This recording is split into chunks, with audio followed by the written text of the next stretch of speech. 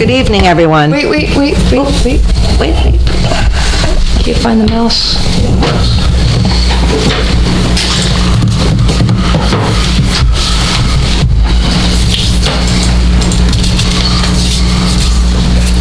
Are we having computer problems there? We are. We're having an issue. Okay, we'll come back tomorrow. Is the mouse on? The mouse. Problem at work too, the battery dies and my mouse doesn't work. Thank you very much. Okay, now we're ready. Okay. Good evening, everyone. Welcome to the August 22nd, 2017 meeting of the Pequannock Township Council. Ms. Marsh? In accordance with the requirements of New Jersey's Open Public Meetings Act, notice of this meeting was included in the annual meeting notice, which was filed in the office of the Township Clerk, posted on the bulletin board in the municipal building, published as a legal notice in the Suburban Trends newspaper, and distributed to all persons requesting notice in accordance with Township policy. Please join me in the Pledge of Allegiance, followed by a prayer and a moment of thanks for individuals serving our nation. I pledge allegiance to the flag of the United States of America and to the republic for which it stands, one nation, under God, indivisible, with liberty and justice for all. Most gracious Providence, we ask that you bless this governing body with an abundance of wisdom and understanding so that every deliberation will result in actions which will promote the common good and the general welfare for all the people of Pequannock Township. Amen.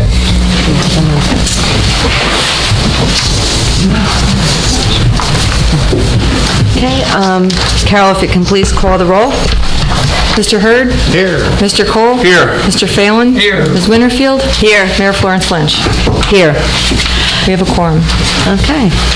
First item on the agenda tonight is presentations, and we are delighted to have Bob Grant here, our construction official, and he's going to come up and give us a building department overview. And with him is Tom Hurley of, how do you say it? SDL. Space Data Logic. Got it. Thank you for coming. Good evening, everybody. Thank you for having me. Appreciate you giving me the time. Dave had asked that I come in and give you a quick overview of what we're doing, how we do it maybe, and how much of it we're doing. So I prepared a report. I think everybody got one in their packets. And I'm going to go over that report with you. If you have any questions, please feel free to stop me. If I'm talking Greek or you don't understand something, please feel free to stop me. I forget sometimes that I do this every day. Some people don't know all the same lingo. All right, so Building and Zoning Department's activity for 2016-2017 to date. The Building and Zoning Departments of the Township are largely responsible for overseeing development within the Township of Pequannock. Working together with other departments, we issue permits for new buildings, additions, alterations, renovations, demolitions, etc. The office has a staff of 3 full-time employees, myself, Barbara Munnelly, and Linda Zakarenko, the full-timers, 4 part-time inspectors, and 1 part-time zoning officer. We handle all the mandatory plan review for building, plumbing, electric, mechanical, and fire permits. In addition to the technical reviews, we also interpret the local zoning codes, flood development regulations to verify development compliance. So basically that means it's not only the national code versions that we have to issue permits for compliance with those codes, we also take the local codes into consideration. The staff also investigates and responds to complaints to ensure that activities other than construction are not in violation of the township code. This report is a summary of departmental functions along with a presentation of new residential and non-residential construction for the years 2016, 2017 through June of this year. The summary breaks down new certificates issued for all completed projects. New buildings and additions are issued certificates of occupancy. Alterations and renovations are issued certificates of approval. Changes of tenants in existing non-residential uses are issued continuing certificates of occupancy. And of course, all certificates that we issue are forwarded to the tax assessor for the appropriate change to the taxable values. Page 2 is my staff, what we do, and how many hours a week we do it. As you can see, I wear a lot of hats. I'm a construction official, department head, building subcode official, building, fire, mechanical inspector, fire subcode official, the planning administrator, zoning official, certified floodplain manager, and CRS coordinator. And obviously, I work full-time, 35 hours per week. Chris Gibbons is my plumbing subcode official, and I unfairly left out, he's also part-time mechanical inspector. Give him credit for that. He and I split the mechanical inspections. He's 12 hours per week, 3 days a week. Carmine's my electrical subcode inspector, and he works 2 days a week, 2.5 days a week, 8 hours total. Doug Olson is my main building inspector. He's the guy out there in the field doing most of the building inspections, the lion's share of the work. He's out there, he works 3 days a week and 12 hours. Barbara, I think everybody knows Barbara. She's my technical assistant. She's the main contact person at the office. When you walk in the door, you see Barbara's smiling face. On the other side of the fence is the zoning staff. Jill Harmon is the zoning officer, and she's also the township planner. She is a contractual employee, works 1 day a week. Linda, as I said, full-time. She has a couple of hats, too. She's the administrative secretary for myself and does all the planning board and zoning board secretary work. And Ray Metzger. I have him listed on the first page as a part-time inspector because he splits his time between the zoning office and the engineering office, and he works for me about half the time. He works for Joe the other half the time. So I consider him a part-time employee for me, even though he works 35 hours per week. Okay. Bob, just explain the difference between fire subcode and fire official, because I know that... You mean Bob Westdyke's job? Yes. All right. What Bob Westdyke does is the enforcement of the local buildings after I'm done with them. Right? The initial approvals for buildings that get certificates of occupancy are inspected to the fire subcode, and I have to approve it. At that point, it gets turned over to the Fire Safety Bureau, and they do the maintenance inspections to make sure these buildings are kept up to the standards that they were built to. For instance, fire extinguishers need to be inspected after, we tell them how many to install, where to install them. Exit sign, smoke detectors, sprinkler systems, make sure they're still operational, being tested, fire alarms, make sure they're still operational, being tested. All the maintenance stuff after the certificates is the responsibility of the fire marshal. So, Bob, so he would be responsible for going to a place that had 5 false alarms over the weekend, right? 4 or 5, I lost count. Yes, yeah, he works for the fire department. Yeah, he goes, he responds to the calls also. But he's not the person. There is some confusion. He's not the person that initially approves. For instance, we'll go to fire extinguishers. He doesn't initially approve where the fire extinguishers go, how many you need, what type they are, what height they are, whatever. That goes through my office. Right. When they're there, he has to make sure that they maintain that level of being there, and that they're tested every year and recharged. Same thing goes for every other component of fire safety: fire sprinklers, fire alarms. We determine where they go, when they're needed. He makes sure they stay in working order. That's basically the difference. He works out of a different code than we do. It's a maintenance code as opposed to a building code. We're strictly out of the building. Actually, there is no true fire code. The fire code is a portion of the building code. It's just a couple of chapters out of the building subcode. Good? Okay. Building permits. The building department predominantly uses the New Jersey edition of the 2015 International Construction Codes, along with the New Jersey Rehabilitation Code, to regulate construction and alteration of residential and non-residential buildings within the community. The difference between those two codes is the Rehabilitation Code is the code applicable to existing buildings in New Jersey. All right? A number of years ago, that code didn't exist, but the state saw fit to develop its own code. That is a code specific to New Jersey, and it's only for existing buildings. And the idea behind it was to encourage the use of existing building stock instead of building new. So the Rehabilitation Code actually relaxes a lot of the laws that are in the international codes. It's a lot easier to comply to the rehab code than it is to comply with the ICC, because they're encouraging the reuse of these buildings. They're trying to make it affordable to get into these old buildings. That's what that's all about. So the first place you go for any construction in an existing building is right to the rehab code. Sometimes the rehab code will send you to the I codes, but for the most part, everything you need to do in an existing building is right in the rehab code. Where was I? The department reviews the plans and applications for compliance with these codes, and if found to be in compliance, we then issue the permits authorizing construction.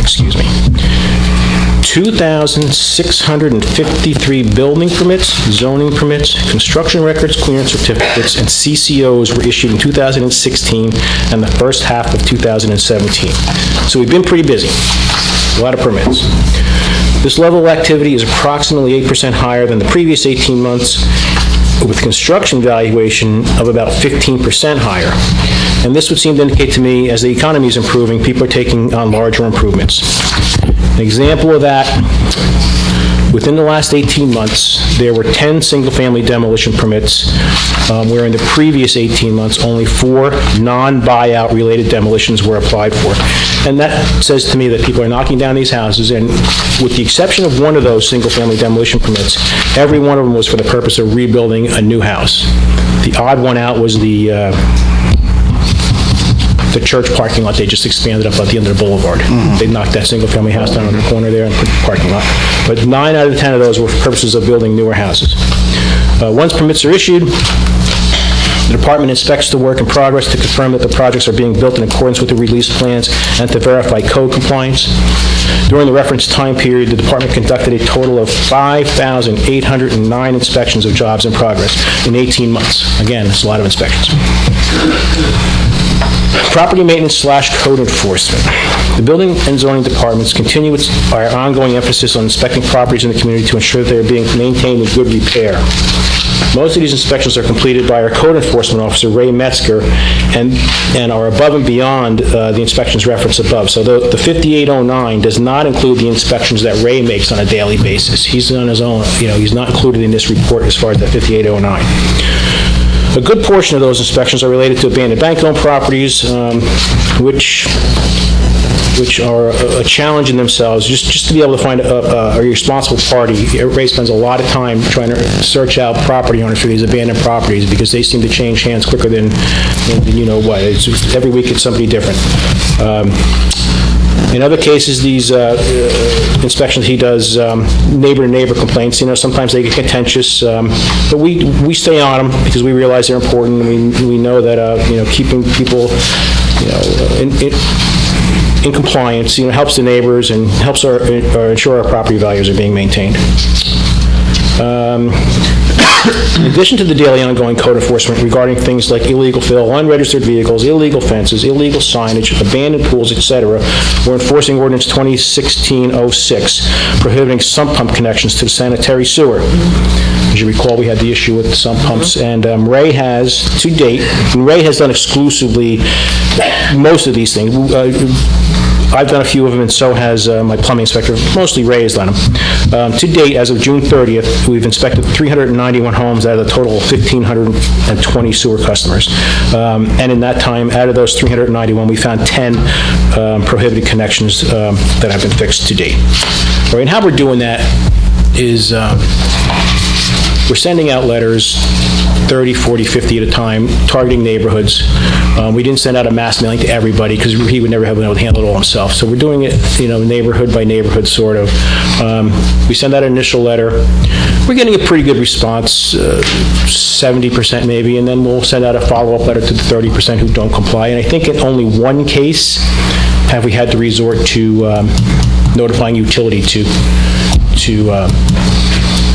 add the surcharge in one instance. So I think we're doing pretty good with that. That was incidentally a very painless inspection because they had done my house. Oh, they did your house? Yeah, I called and they were there the next day. They inspected, boom, done. Yeah, he's doing. He's taking the phone calls and he's actually doing it on an appointment basis, and he's pretty successful getting these houses and being timely. So. And it was very painless. Did my house in 2 minutes. He was in and out. Yeah, right. Yeah, it's a pretty easy inspection. If you're compliant, you're compliant. It's a very easy inspection. Sometimes you spend a few more minutes there if it's a finished basement. He has to go try and track out where a pipe would lead, but for the most part, it's a pretty easy inspection.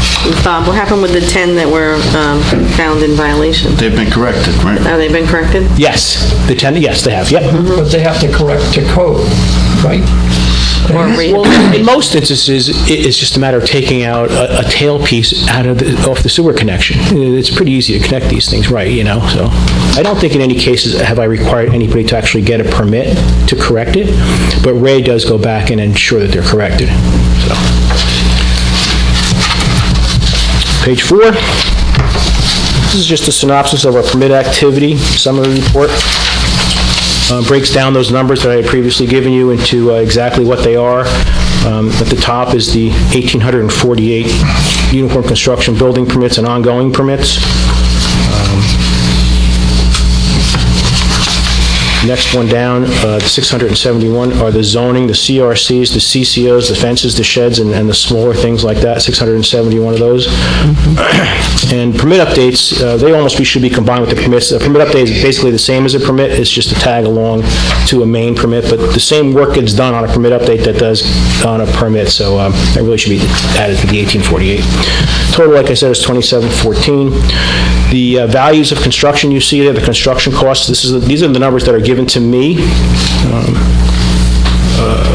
by the builders, by the homeowners, by the contractors, what have you, for the values of those permits, $29,951,350. Total new square footage built into town in this 18 months is 105,567. So that's all additions, that's all new homes, all right? That doesn't count alterations, obviously. So Bob, that also includes the knockdown and rebuild? Yes. The square footage of the rebuilt houses would be included in this. When you knock down a house and rebuild, those are new dwellings as far as the codes go. Those are new dwellings, and new codes apply to that. The rehab code wouldn't apply to that instance. The new code would be applied, and the square footage would be counted, yes. Fees waived, 13,118. Those are municipal projects, school projects, potentially handicapped accessibility projects, which by ordinance we waive the fees for anybody putting in handicap ramps if they need anything like that, or putting a handicap bathroom in a residential property. We waive those fees, and that's what that includes. Next down is the subcode summaries. That's the breakdown of the fees collected by subcode: building, electric, fire, plumbing, mechanical. And you can see the lion's share of that is in the building subcode. The next line item down is certificates. As I said earlier, certificates of occupancy are applicable to additions in new homes. Anytime where there's new volume or a new area to be occupied, it gets a certificate of occupancy. And there is fees for certificates of occupancy. Certificates of approval, the fees are either non-existent or much lower, obviously, because we issued 12 times as many, and you can see barely a few dollars on certificates of approval taken in. Temporary certificates of approval, we do issue them sometimes. Projects are substantially complete, but there's a few items that might be hanging out, left open. We'll give people a temporary certificate. Those actually are no charge for the first one, but if you get to the end of your time frame and you haven't completed your construction, you need to apply for another temporary certificate, then we will charge you $30 for the next one. But the first one's always a freebie, so that helps people out sometimes and gets them into their house, gets them back, whatever they need to do, and they can finish the stuff up. CCOs are 40 for this year. CCOs are issued to new businesses in town that take over an existing space and don't do any work on it. We give them certificates of continued occupancy. So if they have a space they want to move into that's pretty much ready to go, they just have to bring their desks or their shelves in or whatever. They're not doing any construction. We do an inspection. We do make sure that the site's in compliance, that there's no violations of fire codes or anything, but other than that, we're not doing any invasive inspections. We're not taking electric things off the wall. We're not checking light fixtures. We're just making sure that things, exit signs work, fire extinguishers are charged, and there's no major violations, all right? Certificates of records clearance, those are the township's equivalent of resale certificates. For every resale in town, we do a construction records clearance certificate, and as you can see, for the 18-month period from 2016 through June of 17, we did 274 of those. Is that just to make sure there's no open permits? That is, for the most part, to make sure there's no open permits. And the reason we did that a number of years ago is when I took over the office in 1999, 3/4 of the permits, maybe even more, that I inherited were open. It was a nightmare. And it's hard to go back and try and close permits out and gain code compliance when you're talking to somebody who didn't own the house when the work was done. It's really a nightmare. Why would they have anything to do with this stuff? What do you mean I have an open permit? They didn't do the work. So what we did was implement this thing. We just made sure that when a house is sold, the new buyer knows what they're getting. Right? They're not inheriting any projects, any penalties, any code compliance issues, so they know what they're getting. It's a pretty important thing, in my opinion. A little farther down, we have penalties. It was a pretty clean year. Getting a little soft in my old age, I guess. Ongoing permits. Ongoing permits, I reference them up above with the UCC permits. Ongoing permits, believe it or not, are in New Jersey. People that have fire sprinklers in their building that include a backflow preventer. Those backflow preventers are supposed to be tested every year, and I am charged with the responsibility of making sure that they do, and they have to get a certificate from me every single year for that backflow preventer. And there's a few other things. Pools, commercial pools need to be inspected every year, and that's what that's all about. So those permits actually never close. Those are meant to never close. The ongoing permits are for things that just every year need some type of inspection, some type of certificate. They stay open all the time, and they pay a yearly fee to do that. All right, so then we go down a little further, you see our subcode totals. That is the total for the 18 months. $486,926. Right below that certificate total, and then it adds in that extra, the other, for a grand total of $530,000 we took in the 18 months, 2016, first half of 2017. Right below that is our operating budget for 2016 and 2017. That's for the whole 2017, not just for half of it. Okay?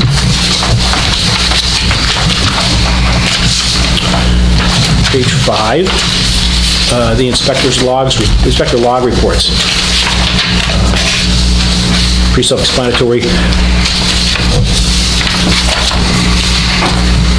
Under building, as I said before, Doug Olson does the lion's share of inspections for building.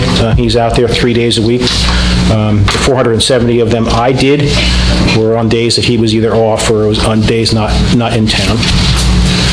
Plumbing, Chris Gibbons, he did 1,569 inspections for plumbing. And that might also, as a matter of fact, I know, it also has some mechanical in there, so mechanical plumbing sort of get mixed sometimes. Electrical is 1,283. Fire, which I also do, fire subcode inspections, again, for new construction, for work done on houses, 244 inspections, and the records clearance certificates, 274 there. Typically, plumbing and electrical run close. You'll notice this year there is a marked difference between plumbing and electric, and that has to do with the sewer project. Right, with the sewer project going on now, Chris has, his number of inspections has bumped up, because of taking care of the sewers. And as far as the sewers go, now you don't have this information in yours, I wrote this in on mine, so just so you know where you are with the sewer project. There's 424 potential new hookups, and as of June 30th, 121 of them were complete. All right? By January of 2018, we have 52 more to go, and by April of 2019, we have 237 to go. So he's going to be busy next year when people start realizing that this deadline is going to be coming up on them quick. There's going to be a lot of sewer inspections done, I suspect, next year and moving into 2018. Okay. Next page, sewer statistics, gives you an idea of where these new homes are. I put the addresses of the 10 new homes that were built in this time period. I attached pictures of 8 of them, and the only reason I didn't get the other 2, I just couldn't get a good picture of them without, trespassing, so I didn't so if you can't get it from the road, I wasn't going to do it. Going down, the next section there is the additions and alterations. Clearly, there was many more than this, but I had to make a cutoff somewhere, so I made $60,000 the cutoff for including it in this report.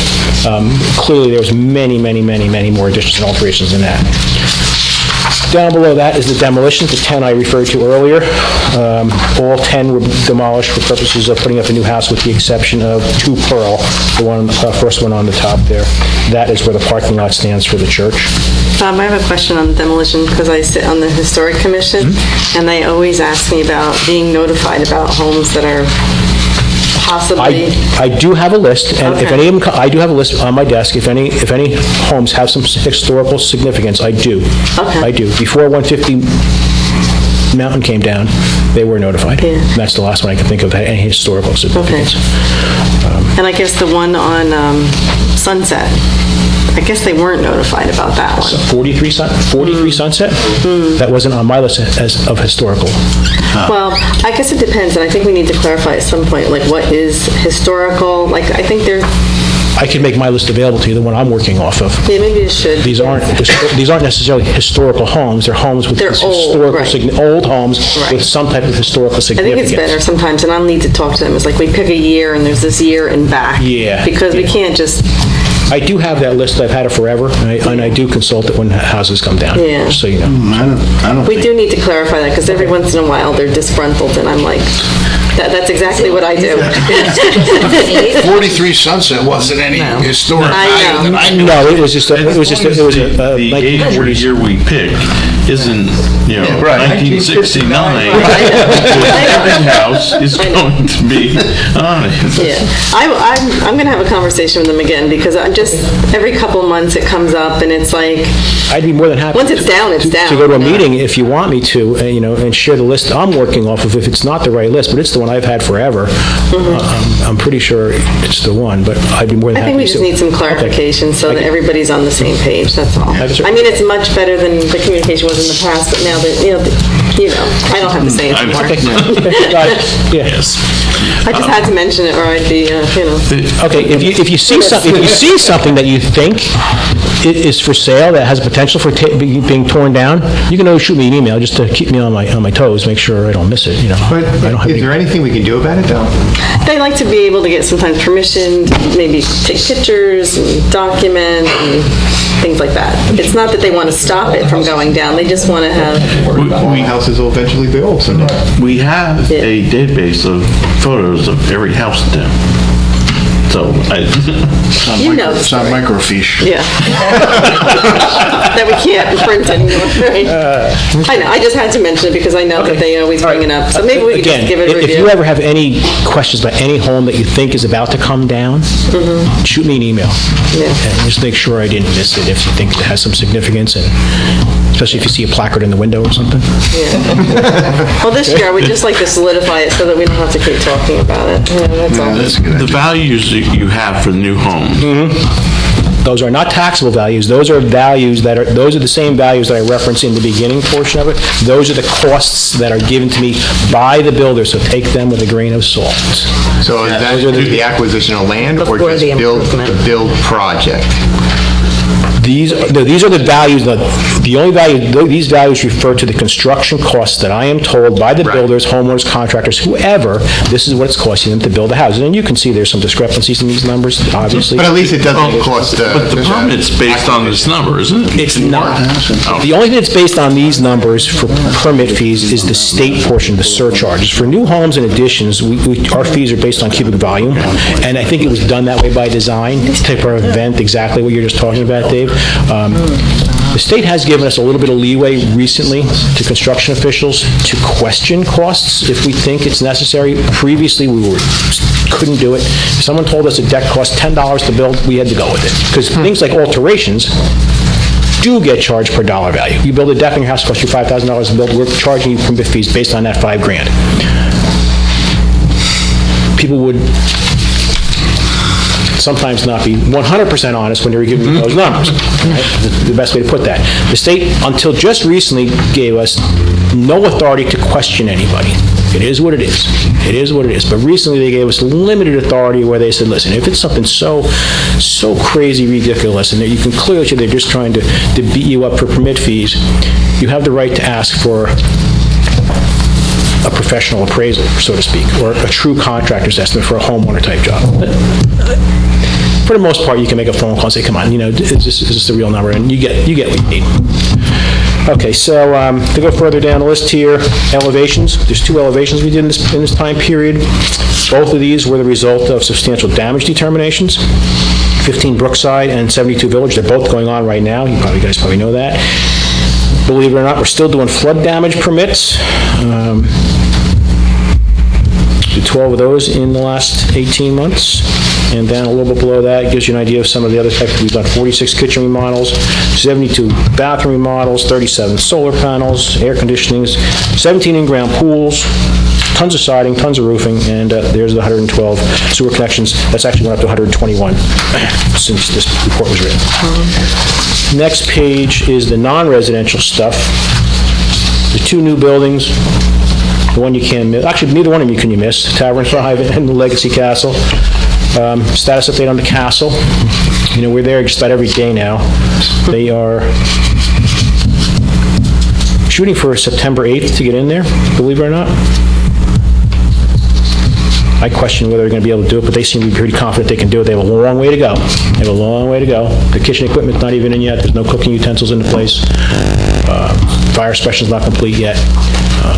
You know, and they're well aware that all the life safety stuff needs to be completed before they can move in, but they seem to think they're going to make it, and, you know, there's a lot of people working over there. A lot of people working 7 days a week. It's a tight timeline.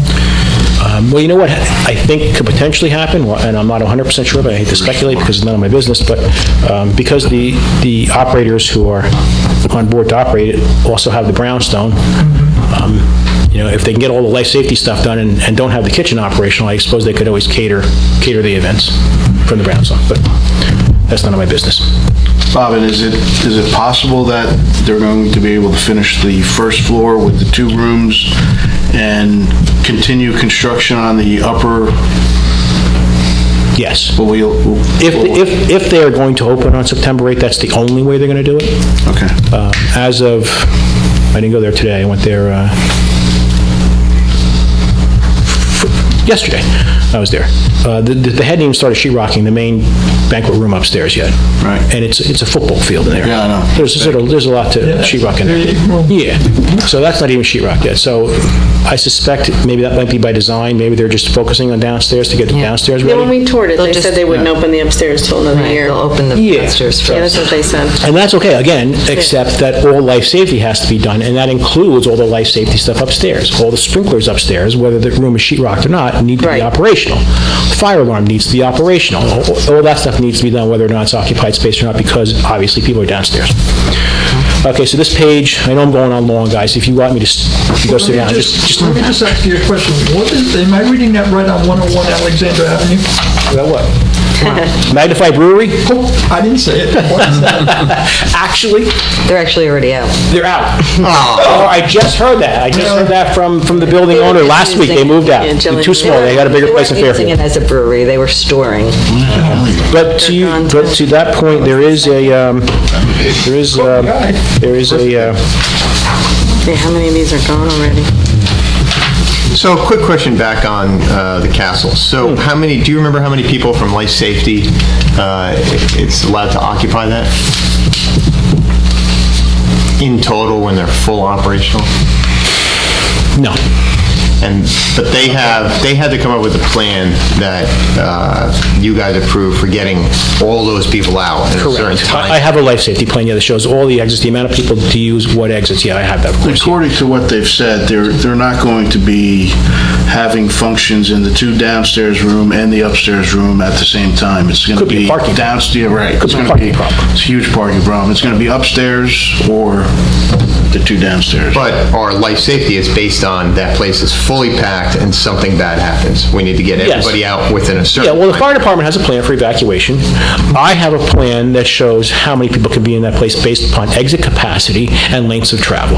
That's what we check when we issue permits. Lengths of travel based upon building construction types, how it's built, if it's suppressed or not, if it's got fire alarms or not, and this building does. So we evaluate the travel distances, 2 doors, and how many people each door can handle. And that comes up to the maximum.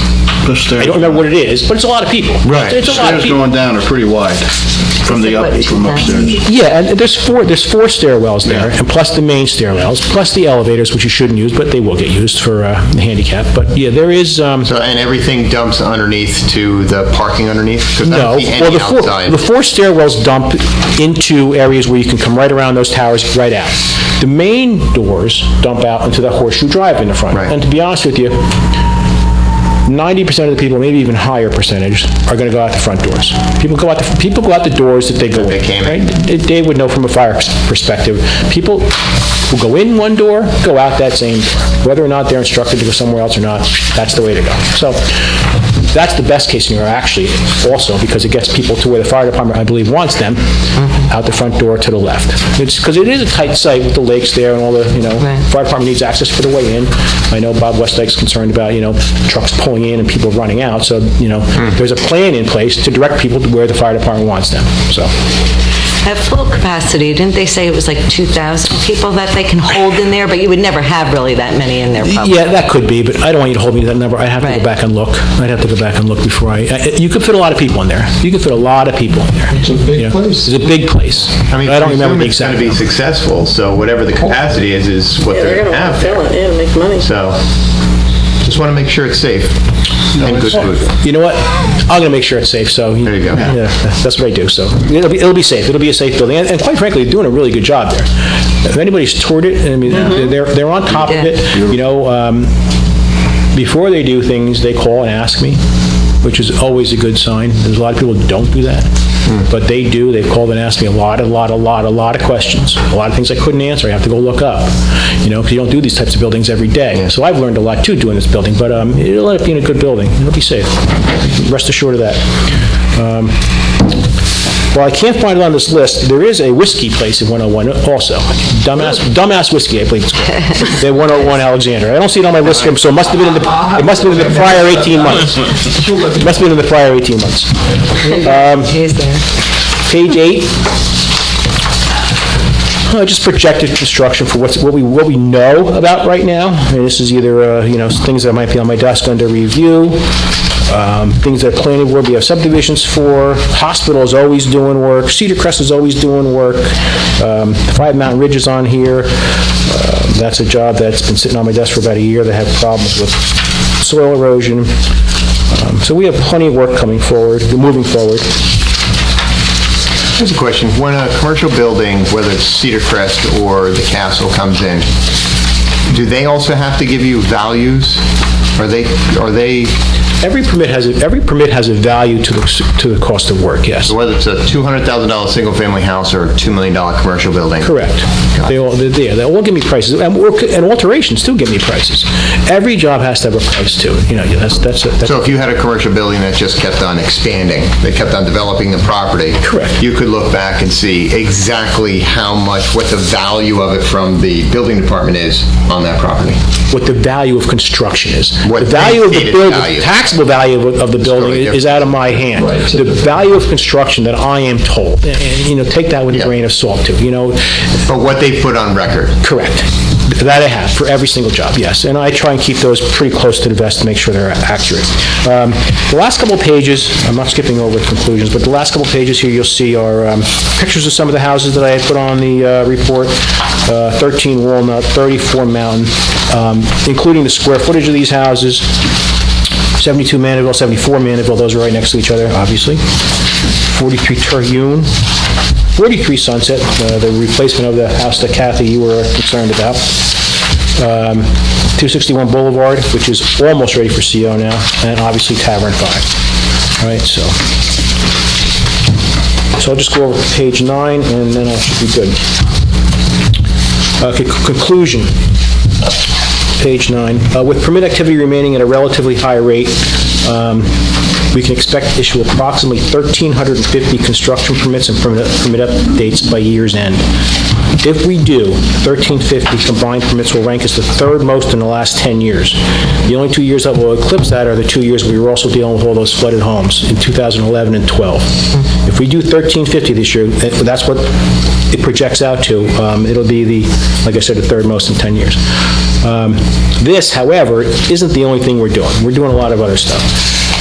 During the last 18 months or so, we have focused attention on improving our customer service and overall efficiencies. This was a defined goal of the department, and to that end, we've accomplished the following. We've taken time to revise and expand our library of counterforms to reflect the most recent code changes. New Jersey recently adopted a newer version of the code, so it made all of my counterforms out of date, so I had to redo all them. And also, all those counterforms are also on the website, on the construction website. We changed our procedure regarding permit applications that do not require subcode review.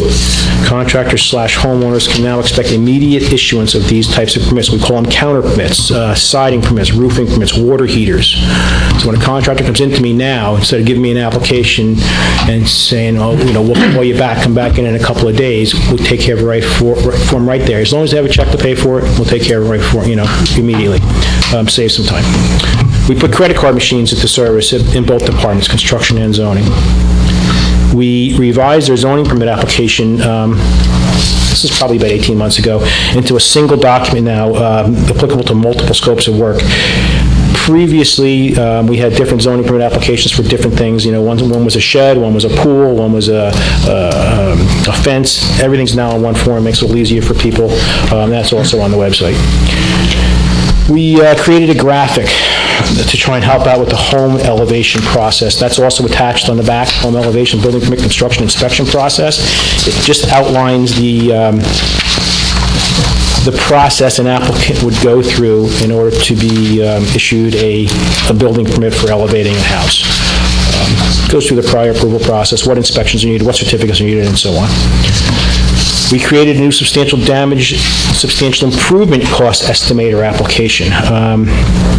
This I did with the help of Joe Golden. We previously never really had a single document that was used to determine these costs. We kind of relied on a bunch of different ways to get information, but this way we kind of compiled it all into one, told people, these are your choices, this is what you need to give us, and this is how we're going to go about making the determination. So that has streamlined things a little bit.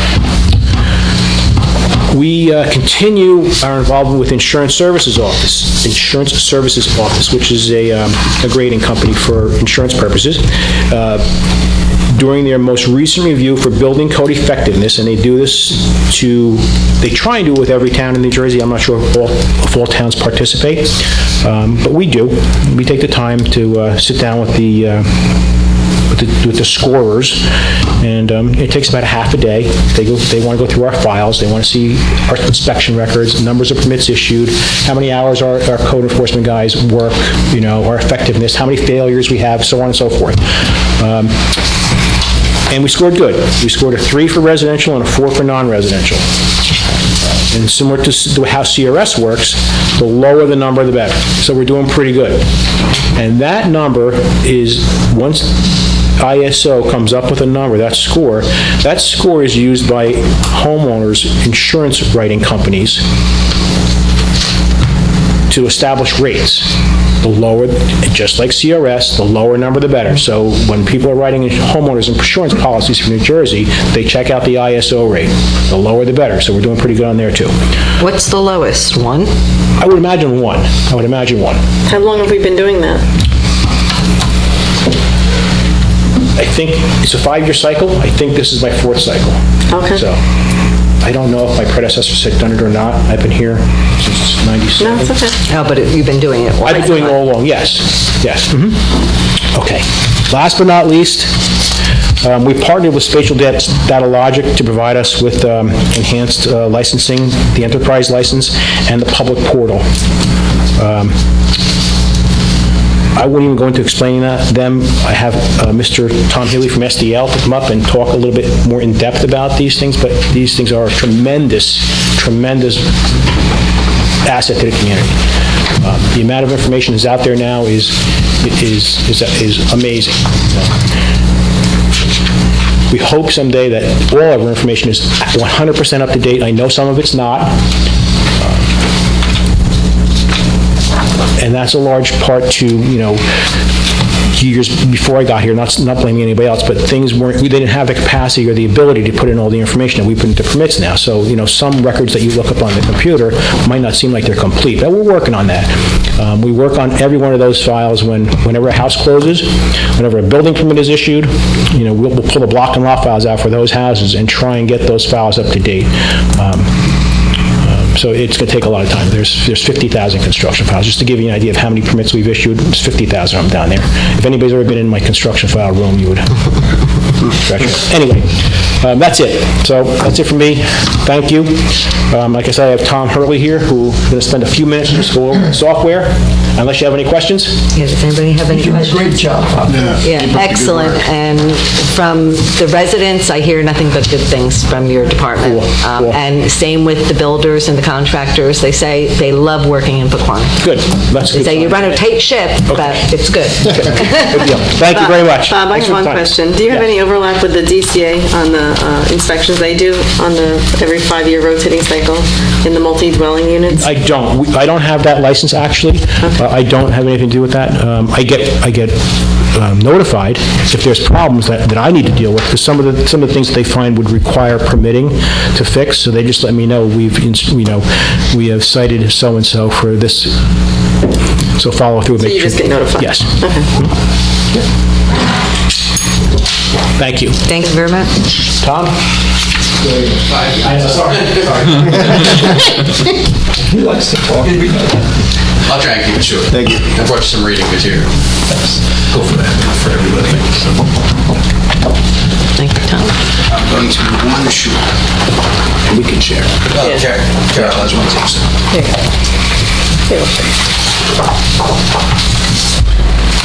Thank you for having me in. Bob, thank you. I am Tom with SDL, Spatial Data Logic. Bob has been using our software for 10 years? Six. Been a client for a while. If you open to the middle of that pamphlet, we have 4 platforms that we work on.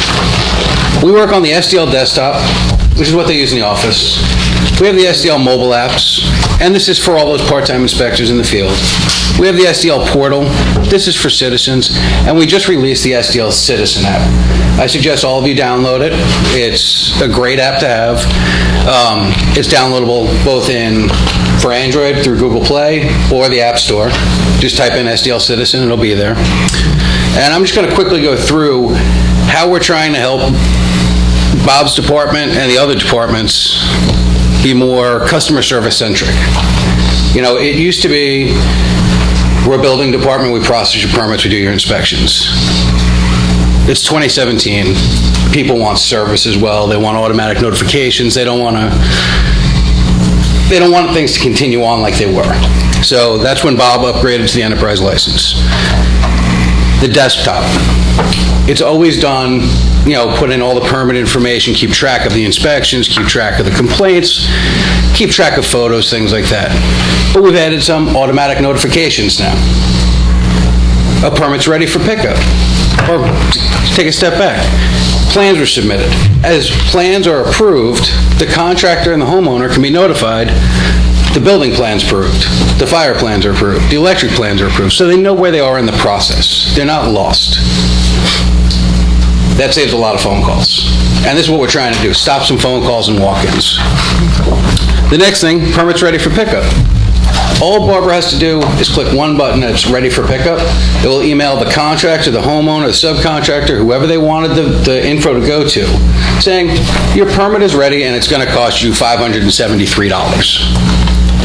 Again, another phone call Barbara doesn't have to make, or leave a voicemail. It's automatic, they show up, they know how much the check is for. Makes the transaction process go much faster in that office. If an inspection is scheduled, again, the contractor or the homeowner, 24 hours in advance. You have an inspection tomorrow. Would you like to confirm or cancel? Your dentist does things like this. We should do it for the contractors, because there's plenty of times where Bob or his part-time guys who only have 12 hours a week will show up to a property, the contractor's not there, and the homeowner didn't know there was an inspection today. So we're trying to avoid these problems. The next step is the SDL mobile app. What that is, it's a mobile application for the field inspectors. We have construction, code enforcement, public works, engineering, all the different departments. The real nice part about this is the inspectors can spend their time in the field, not in the office doing paperwork. I'm a part-time inspector. I come here. I don't have to go to the office. I open up my mobile app. Here's a list of all my inspections that I have for today, this week, this month. I can see them all. I can process those inspections. I can take photos, put in comments. Once I hit pass or fail on that inspection, automatic notification again to homeowner, contractor. You passed or you failed. Saving, again, at least another phone call. I think you can see where I'm going with the phone calls. So, now that I'm done with the inspection, Bob's out there doing a building inspection. As soon as he hits pass, within 2 minutes, it's also back on the desktop, so Barbara can see it. So if it fails, Barbara will know why it failed because the contractor's going to call and say, why did I fail my inspection? Even though they should be on premise. The SDL portal. This has a lot of functions, but I'm going to keep it very simple.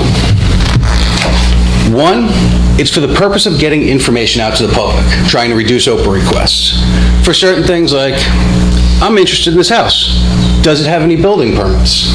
And I know we have the CRCs that you have to do here, but this will notify you, hey, yeah, there might be open permits on my property before I go to sell it.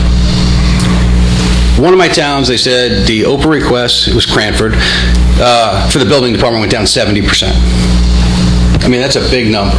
Just because they were able to look up a property and just see basic permit information. We redact everything to permit number, issue date, what was it for, is it open or closed? That's all they want to know. They don't need detailed information. The other side of it, you can put out a lot of other information as well, such as inspections. You can see all the inspections on these permits. Bob and his inspectors have the ability to look up past inspections, who was already here, what's scheduled, who passed or failed. They can see all the permits on this property just by looking at the app or the portal. I'm a contractor, I'm a homeowner, I'm building a deck. I finished framing it. I want to get an inspection done. It's 7 o'clock at night on a Saturday. I don't want to wait till Monday to call. You can go to the portal, put in your permit number, select 3 dates. When Barbara comes in, there's an inspection request for 3 dates for this property. Great, Bob can do it on this day, sends them an email. You're confirmed for Tuesday the 28th for your whatever inspection it might be. We allow complaints to come through. It's your list of complaints. So it would be code complaints, public works complaints, potholes, working without a permit, whatever it might be. Do you have those turned on, Bob? Yes, we do. The reason those are nice are, I'm a citizen. I want to complain about, I have an issue with something. There's a pothole on my road. I send that in. They immediately get a confirmation back saying it's submitted.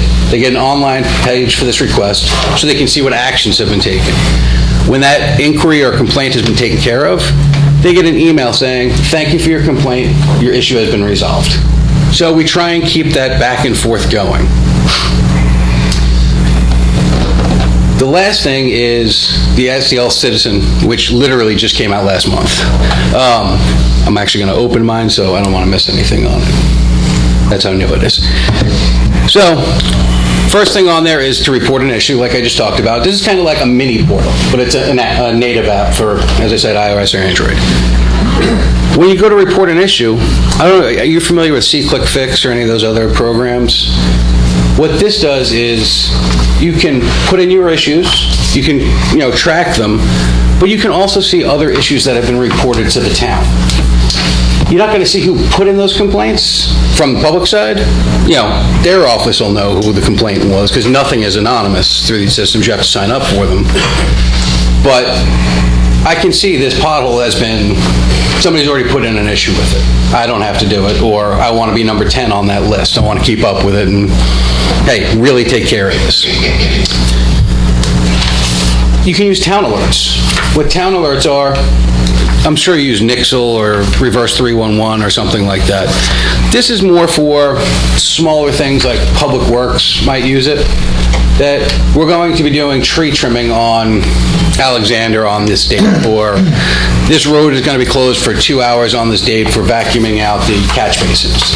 So it's the smaller alerts, but it's anybody who has the app, they'll receive the notifications. And they can see all the past notifications as well. You can claim properties. This is my property. And the reason you do that is we're coming out with landlord tenancy registrations that they're going to be able to do through their app, to keep compliant with the state laws. I don't know if you have a large rental community here. Not really? Didn't think so. So I'm not going to go too far into that. But as I said, I'm the homeowner, and I'm building my deck. I can open up my app, hit my permits, click on the permit, schedule an inspection, and send it in. It's 3 clicks. So, again, avoiding those walk-ins and phone calls. You can search. We have all the maps up there. Any map that we've got in a GIS format on the desktop, you can display on the portal and on the mobile app. So, zoning maps. What zone am I in? One of our towns gave us their garbage men route days, whatever it is. This day we're here, this day we're here. And then through the mobile app, you can do the same thing as you can on the portal. You don't have the other departments on there, but you can request CCOs, you can request detector inspections, you can do mercantile licensing. You can do all that through the mobile app as well. So, as I said, I really want to focus on serving the citizens. So I can put it on my phone right now. Hit get and install. And then just sign up for an account. But I don't think we're hooked up to that, right? Yeah, sure. Your portal's live. So what do we have? We have the desktop. You have all of them. Now, you said this one was very new. What about the 3 that you went up before that, the portal, the mobile? The desktop has been around for 20 years on the desktop. We're based out of New Jersey. We're a New Jersey company. We're in Somerset. But I mean, the town has had it? The town's had it for 6. Yeah, we've used construction for 6. Okay. The funding for these add-ons and the portals was in this year's budget. Okay. So this is Yeah, because I was going to say, I don't remember seeing all this. Okay. This is the justification after the fact. But all those parts come with it. It's not like a pick and choose menu. Right. When you go to our enterprise, you get everything. Every update that we come out with. We're not charging more for the SDL Citizen now. It's just part of it. Okay. So I encourage all of you to go to sdlportal.com, sign up. All you got to do is put in your personal email address. It's asking me for a password, too. Make one up. Okay. Want me to make one up for you? Don't use password.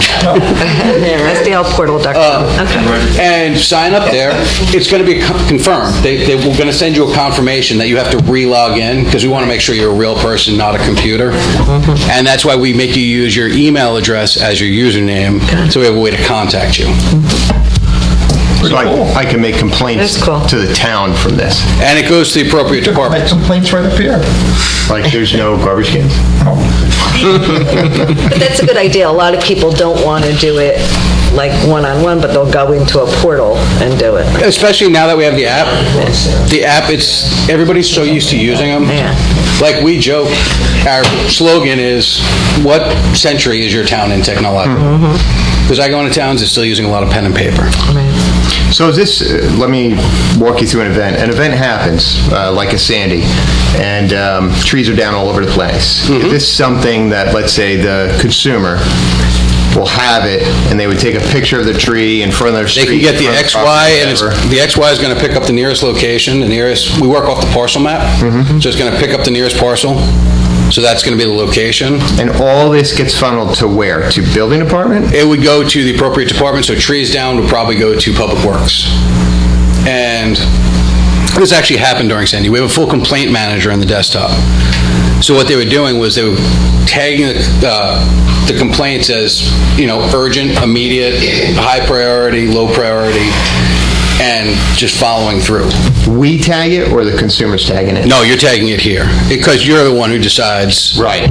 Main thoroughfares, we have to keep clear. We'll get to the secondary roads in a minute. Right, and I have a hazard tree that's about to take down a power line. I need to get somebody over there right away. This one's looking a little rotten. Well, we'll put that down. So there's somebody that's physically within the process. So Yes. the consumer gets it, it goes through a person, the person Absolutely. then Anything figures that- if it's A, B, C, or D, and then it goes to the department. Is this what we're already doing from our website? Like with lights out and stuff like that, or no? We haven't really publicized it, really. We have just installed part of this, and engineering and DPW have just gotten involved with this. Yes. That was the, construction has been using this software for But the years. stuff that's on our website already is something different? But you can report things on You the can't, website. we do have. Is that part of this or not? No, this is, doing it. we're trying to consolidate everything into a common platform. Okay. The reason we're a little bit different is when it comes in, it's going to be routed directly to that right department. And as you said, I'm the department head, I'm reviewing all the complaints. I decide what priority they are and who they get assigned to. And it goes directly into a system, it's trackable, it's reportable. As I said, it's going to kick back emails when things are taken care of. A lot of those other systems basically just generate an email to you saying a tree is down. So what we're trying to do is get it into the workflow, be able to manage it, and go from there.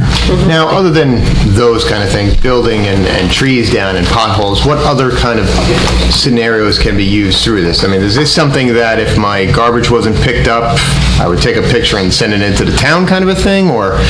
It's normally What only, different things? that's why I say it's your list of complaints, and normally your list of complaints that would be on the SDL portal and mobile app would be for the departments that are using our software. So basically, we'll find, it depends on what people are using this for, we'll find out over the next year of. Well, it depends on what Complaints department's you're in. getting. So if it's an unsanitary condition in a restaurant and you want to put in a complaint, your health department, Peter's not using it right now. He's not using our software. So you wouldn't go put to that, the BIS, or? no, you wouldn't put that complaint up there. It's a drop-down list. Oh, you have to okay, choose from. got it. So that's where it varies. That's why I'm very clear to say it's your list, because if the health department's not on it, the health department's not on it, so you can't do a health complaint through our portal. And that way it's not ending up on Bob's desk. Right. The other important thing to notice... Like everything else.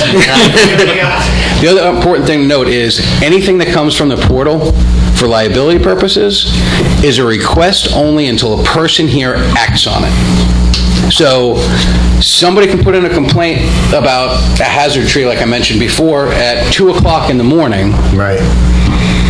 Until the status is submitted, but then the next status is received, that they get notice, okay, now the town's got it and has accepted it in. And if there's even a question, somebody was working without a permit, it goes to Bob. Bob can say, okay, what was the address? You know, I do have a permit on there. They can go back and forth through the portal. Okay, interesting.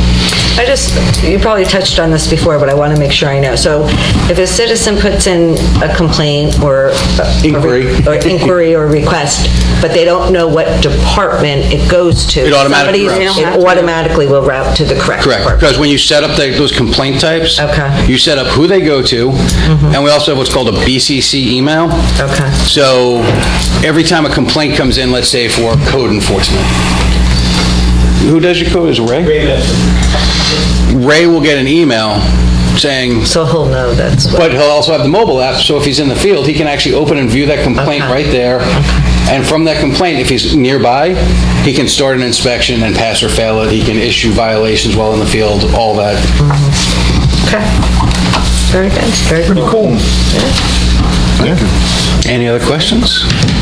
No, very good. All right, thank you for your time. Thank you. Thank you. Have a good night. Thank you. Okay. Thank you so much. Thank you. Take it easy. Sign here. It is hot. Well, you All right. turn the air conditioning, you can't hear anybody, so. That was very informative. All right, next on the agenda is reports from volunteers, or if there's anyone in the audience that would like to come up and report on their committee or whatever, wait to be recognized. Go ahead, Nick. Just state your name and what committee. Nick DiStefano, the Pequannock Flood Advisory Committee. Okay. Yeah, the last couple of days we've been going door to door to the 2017 grant target area. So going to many of these homes, of course, get a lot of the usual answers. I never got anything, and not really clear on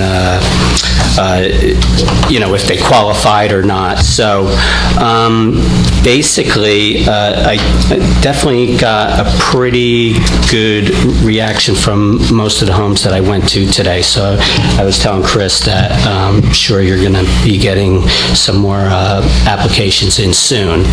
But what I do want to ask is if, since we did send those letters out in the summer, and I know quite a few people were on vacation, and it is kind of a rough time of year to get a hold of people. I wanted to see if we could extend that deadline sooner than this Friday. I mean, I know that Tetra Tech needs that time to get stuff together, but I know we have till October to get it to the state, so if we could possibly extend that deadline maybe a week or two, at least move forward on the ones that we have right now, and then possibly maybe send out another letter, because of so many people that said, oh, I heard about it on Facebook. Second or third? I don't know how many we sent out. I know I received No, but one. cycle, go ahead, maybe you want. Third cycle. Third, Yeah. okay. And how many homes are in this one? Or Well, we don't know yet. potentially? Potentially could be, it's just under 50 is in the group area. Yeah. And how many have responded? So have you been able to get to all 50 homes? I've gone to most of them, so I probably got about 10 or 15 left to still go to. But, I mean, I spoke to Chris. He said we've got 8 completed ones in, and I know a couple of the homes on Greenwood, those people were away on vacation, and I know of at least 3 or 4 more that are definitely coming in, and then quite a few homeowners were going to stop at the municipal building this week, because they said they have no, they don't have, they, of course, they don't know where the paperwork is, or they said they never got it, all the usual stuff when you throw it in with all the circulars. I don't want to change the deadline just tacitly, because, we're working on a pretty tight deadline. Well, what I'm saying is, Dave, I know that's the deadline we got out there, but maybe, without putting it out there. We will work with any homeowner who has interest to make sure they're included, as long as, the proper paperwork is available. So anyone who has interest should contact Joe or myself or Chris, and we'll start working through that process. But we need to know who the overall group is, because we have to start doing the application overall and start doing BCAs and, all that to make sure everything fits. And if we keep adding ones, it reformulates the entire grant. So we really need to stick to a deadline. We can be flexible. Well, you know what I mean. Some of the paperwork and so forth, but it was just such a odd time for us to, because of how late it was. Personal opinion, this skateboard park is not an asset, and another reason why I should say, living in the Glens, our maintenance fees keep rising. We just got another rate, almost 7% due for September. When we ask why are the maintenance fees rising, they tell us, oh, well, it's the insurance. that it takes to sustain the Glens community. And that's why the insurance companies want more and more money. All right, now, if we have a skateboard park, isn't the liability insurance going to be astronomical? And will the taxpayers have to fund that? I think Dave would best answer that because you've already been down this road for the insurance part. We've gotten that question a lot. You have gotten that question. have- All right. I mean, especially for a senior, and at the Glens, That's a there good are answer. many, many seniors on fixed incomes, not just, so, what's the answer? The simple answer is no. A skate park by itself does not cause a substantial increase on our insurance. Municipalities, towns get together and pool their insurance. The types of things that we insure, buildings and roads, but also water supply, our police department, are all things that would be considered very high risk, by a typical insurance company. But because of the way we pool our insurance with other towns, and we all pay a proportionate share of what the overall risk is, it's really relatively not expensive. And having a skate park or not a skate park wouldn't make it go up or down. Just like, we have a water utility. Not all towns operate water utilities. If, there's a lot that goes into providing water supply, and we're insured against that. If something happens, something breaks down, or, something were to get into our water supply, we have insurance. Other towns don't have that. They contract out for water supply. So our insurance might be slightly more, but we're talking to the tune of, $500 or $1,000. We're not talking tens of thousands of dollars because we add a park or a police officer, or we have a swimming lake or don't have a swimming lake. It's our total risk compared to the other 40 towns that are in the pool.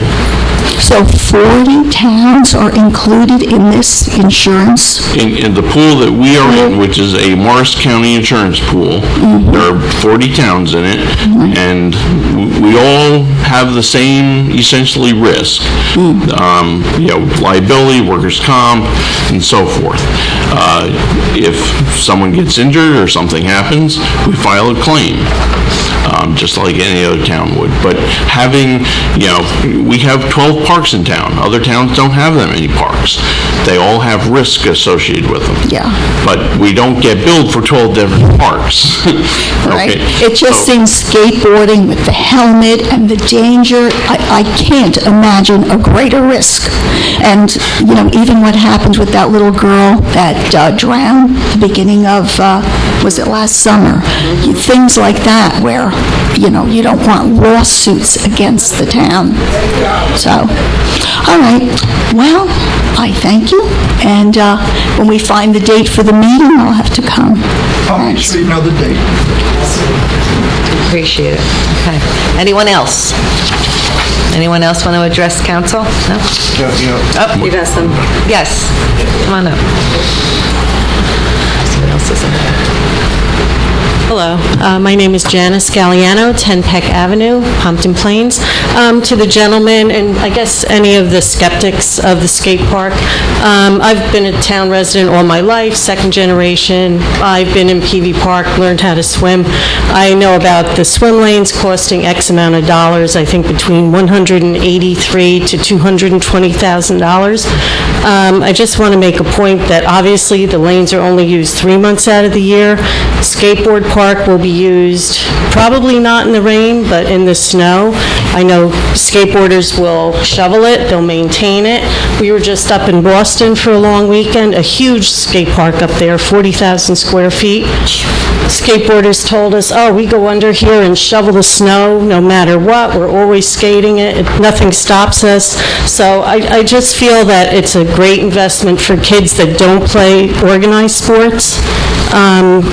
And it's just a great thing. I know they get a bad rap, but it'll get so much use, and I feel like they will maintain it themselves, as we know, and it will be low maintenance, and it will get used 12 months out of the year, as opposed to swim lanes and soccer fields that are sitting idle for most of the time. So that's it.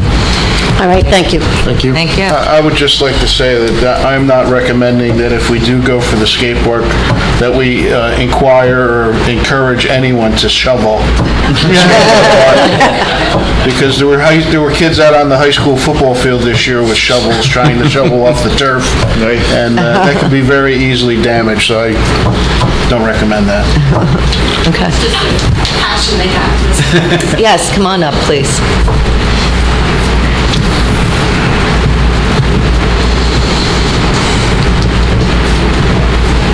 My name is Jane Muir. I live at 5 Van Dyke Place in Pompton Plains, and I just wondered, to me, it seems like a big expense, and whether you should put it up to a referendum and let the people of the town decide whether they want this or not. And then, it seems that there aren't that many people interested. I could be wrong. But then I heard they're opening up to all these other towns. And this is a little town. I'd like to keep the little town feel. That's something that's appealing to me. And we have a hospital, we have the Boys and Girls Club, which is open to many towns, and now this would be another thing. Just my thought. Has anyone thought of a referendum? We have. We've mentioned that in the past, but we were... Why not do it? Why not let everyone decide instead of a few people? There's a reason. Go ahead. I'm not telling you I'm for skate park, against skate park, or any of that. What I am going to say is that we are elected here to make the best decisions for this town. Over the last almost 8 years now, we have worked very hard. Kathy, Melissa, and I. Dave has been here, 6 years? 4? Something like that. Ryan just started. I'm the new guy. The new guy. We work very hard to try to do the right things for this town. And not every decision we make is going to make everybody happy. There are going to be people who are not happy with the decisions we make. But we were elected to try to do the best we can, and we work hard at it. We really work hard. I believe that. And everybody in this room knows it, okay? So when you say, well, let's put it up for a referendum, it's like, well, you voted us in to make these decisions for you, okay? Really. And we trust us. We will do the right thing. And as a group, we don't always agree, but at the end of the day, we collectively come together to make the right decisions. And we are as transparent as we can be. A lot of people don't know about this. We want the input from the community, and we work very well together up here to make the right decision. I believe that you do, but a lot of people in town don't even know about this. I was speaking with my neighbor. She never heard about it. Well, because they're not at these meetings. That's why I'm saying, if you put it on a referendum, explain it fully, and let the people of the town talk about it. Let them give you Matt here to put it in the paper constantly. Or at the hoedown every year. And it has a table at the hoedown. No, but we are trying to get it out there more, because I know there was a little confusion on people not knowing exactly where we were with it. But it was always open. It's just that if you didn't catch it in the paper or see it on the website or talk to the right person, maybe you didn't know about it. And that was they don't even know it's well, happening. They should, because it's been... Over the past 4 years, there have been no less than 5 articles in the Trends. I don't get the Trends. All of our meetings are televised and put on the website. So there's only so much that the council can do to get information out. The committee was formed 2.5 years ago. 2 years ago. And that was advertised for membership, for people to volunteer to be on it. I think council has done the best job they can to be, transparent and keep the public informed. There's only so much that can be done to get information out. Just in terms of the referendum, the hope is that this doesn't become a battle between, people who use fields and people who swim and people who skate. A couple of years ago, we were, given the honor of being the fourth most desirable community in state by New Jersey Magazine. Part of the reason we, are desirable is because we cater to needs of a lot of different people. And that's what makes a nice community, is having facilities for a lot of different activities, not just fields or swim or whatever. I do want to say also, you asked about opening to other people outside of Pequannock. Many years ago, we had to open up PV Park to outside people because we couldn't keep the membership going there. And people stood where you are and were horrified that we were going to do that we were going to have all kinds of people here and all kinds of problems. None of that happened. And that's how it is today, and it's been many years. And we saved the lake. And we saved the lake because we wouldn't have it. And we do have people from the outside. This is a different thing. This is not saving something. This is right away starting it out that way. But my point is, it's not a horrible thing to have other people visit our parks. We have a bark park, and I'd say more than half the people who come to the bark park are not from town. I read their Facebook page. I read the people who come here. They're from all over the place who come to our town to use our park. Our parks are open just as well as we can go to other parks in other towns and use them. That's how a park is. That's what a public facility is. Well, those are my feelings. Okay. Thank you. We appreciate it. Yes, Joe. Joe, is this about the bike path? We're going to open that up. Joe Wells, 5 Washington Street. I've listened to talk about the skate park for a long time, and I only have a couple of things I'd like to say, and in fact, I'd like to address Kathy's recent remarks. I think all the examples that you gave had a regulatory factor involved, and I don't see that with the skate park. If you go to PV, you have to register and pay a fund to go in there. If you schedule for a ball field to rent it, to use it, you have to register and pay a fee, and so forth. And we don't allow people to fish in Woodland Lake unless they're a member of the community, and if they want to put a boat on it, they have to register. A town person has to register and so forth. And the only thing I'd say is that regulating this park, whether we build it or we don't build it, at the point that we get to build it, opening up to everyone, I just cringe at that factor without any oversight. And so my comment is not to whether to build it or not build it, but if we do that, keep in mind that everything used an example, we regulate. We either charge, or we permit, or license, or whatever. And in the case of a skateboard park, if we don't do something like that, I foresee a lot of issues. Many towns have where you register and you have a sticker on your helmet or something like that. Some way of... We haven't gotten to that yet. Yeah, we didn't wait. And fee to offset if the townspeople are going to pay for this in their taxes, and people from outside get to use it, that sticker should have a charge, just like what you did with PV Park. You brought those outside people to maintain the park, but we charged them. And if we're going to let people go into the skate park to use it where the town residents paid for it, we should charge those people that come outside. But I do see difficulty in regulating that. That's all I have to say. Well, Joe, there's another way to think about it. Greenview Park, right? We have a beautiful place set there. Right. Anybody can come into town and use it. And it costs some money. Right. And it's a very specific use. Toddler up to, 4 or 5 years old? The only thing, Ryan, to respond to that is, that's a park with swings and so forth. Not a unique thing. Most every town has a park with swings and so forth. Dangerous. Skateboard park is a draw, and it's a little bit different. I don't think to equate the two things are the same. But other facilities that we have in town, we do require. We don't, Mountainside Park, anybody can go in there, aquatic park, and so on. There'll be multiple use there. I agree that there's things like that.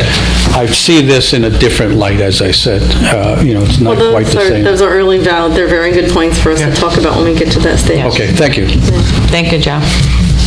Anyone else? Okay. All right, so there being no... One more. Oh, one more? Yes, come on up, please.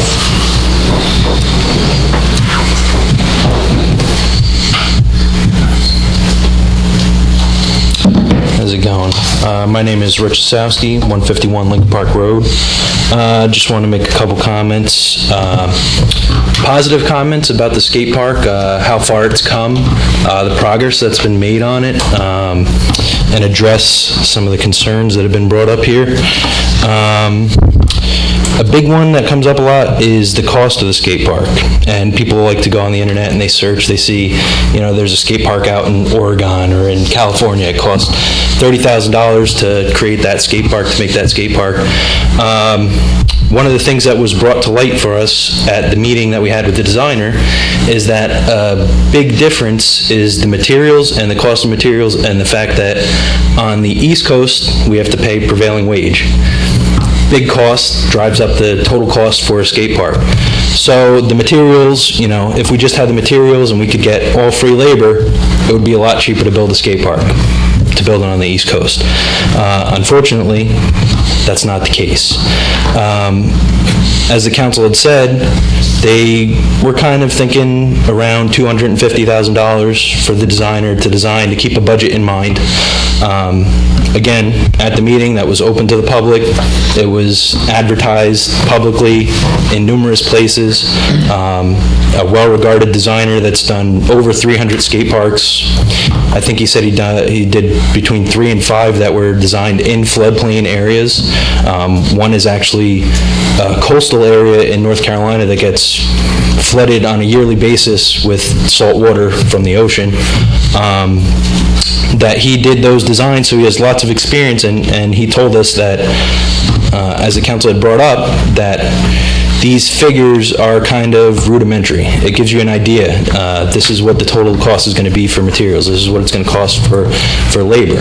So it's great, and I applaud the council for putting out the $25,000 for the design and engineering. It shows the commitment that they have, because we have to do the design and the engineering to get to the point where we can determine what the actual total cost is. We can say $250,000 is the cost. We can say, whatever, $100,000. It's going to depend on what the design comes to be. And then from there, another big cost-saving measure is to get in-kind donations of materials and such. Again, it'll lower the cost a lot. Unfortunately, it's going to cost us a lot for labor. So it's a bit frustrating when people throw out all these crazy numbers. I've heard people putting $400,000, $500,000 up on Facebook, and I just wish that people would come out to the skate park meetings, to the council meetings when we're discussing these issues, and we can address them. Myself, I've been involved with the skate park committee. I'm not a member, but I've been to every meeting. You don't have to be a member of the committee to go to the meetings, and we can address all those issues in person. The unfortunate problem is that everyone kind of gangs up on Facebook. They see a Facebook post, and then misinformation gets spread, and then terrible articles get spread that are, again, misinformation. And it's sad to see that people just go directly to the negatives. There's so many positives that a skate park can bring. I'll tell you, I did not grow up in Pequannock. I came here from Clifton. I moved here when I was a sophomore in high school. Very difficult time to move to a new town. Very different town, Clifton from Pequannock. So some of the first people that I met were skateboarders, BMX riders. I went away to school. I came back here. I'm an adult now. I probably would have left the town and wouldn't be involved in the town if I didn't get involved in the last couple of years with the skate park committee. And I've gotten involved a lot more and learned how the council works, how the town works, how the budget works.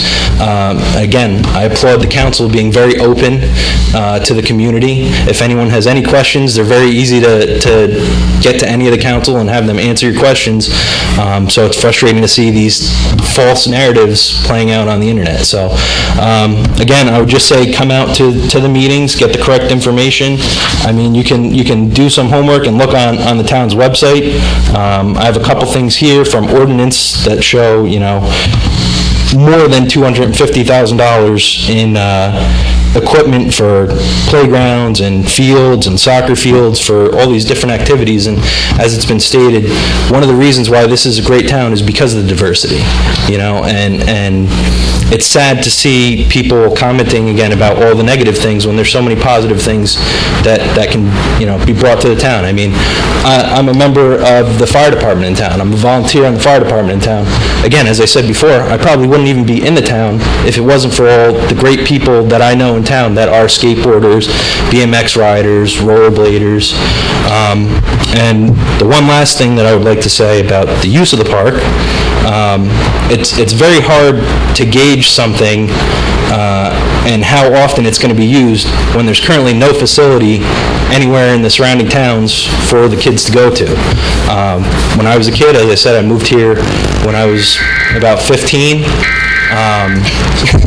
And we used to skateboard around town, and unfortunately there's nowhere to skateboard around town. You get kicked out by all the businesses. They don't want you there. They're worried if you're going to get hurt or something like that. You know, myself, I'm going to be 30. I can't go skate around in CVS's parking lot and get kicked out by the police. I mean, you know, I have nowhere to go. I don't play football. I don't play soccer, you know. I volunteer my time with the skate park, with the fire department, and I would love to have some place to go myself to go skateboard legally with a helmet in a safe manner. So it's kind of crazy that people can say that there's not going to be any use for it because we have nothing to compare it to. So that's all I have to say. Thank you. Thank you. Anyone else? No? Oh, we have one person. We're at the 30. Hi, Janice Mangieri, 17 Foothills Drive, Pompton Plains. I also grew up in town and love the parks and love the wonderful things. Don't participate in all of them, but I think they're great. I really came into this just asking some questions. And actually, since the Facebook post, people have been calling me and saying, well, has anyone asked, since they started collecting again in 2015 to 2017, what was collected? And I did ask that, but nobody seems to have that answer. Where is that money that was collected privately in the past 2 years? Was a study done to see the interest in the township?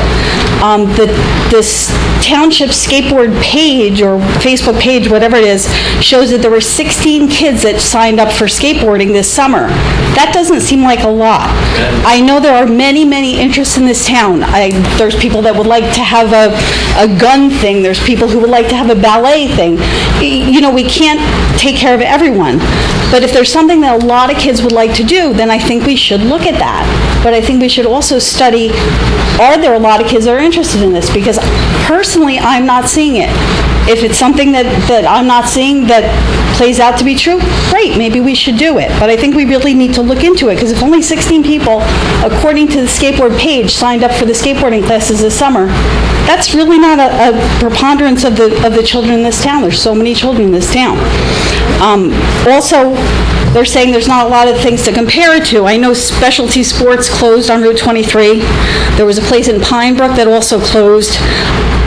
Wayne Township looked into building a skateboard park a couple of years ago, and it was rejected, according to the council, because of prohibitive costs for that township. That's a much bigger township than ours. So if it's prohibitive in Wayne, how are we affording it? So I just think more things need to be looked into with this, that's all. And I'm hoping that everyone has an open mind and researches this. Thank you very much. Thank you. Thank you. Okay, anyone else? Going what? Yes. Jordan Galliano, 10 Peck Avenue, Pompton Plains. Sorry to keep taking up time, but I mean, I've been doing this for the past 2 years, and Rich has been by our side for the past 2 years as well, and Mrs. Winterfield has been doing this 10 years prior. And I feel like a lot of people that don't understand skateboarding don't understand the stigma that goes along with being a skateboarder. I'm 23 years old, about to be 24. For 18 years of my life, all I've ever ever known was skateboarding. And in that time, I've had to deal with harassment from non-skateboarders, bullying from non-skateboarders, because people think that I'm a bad individual just because of the activity that I choose to do.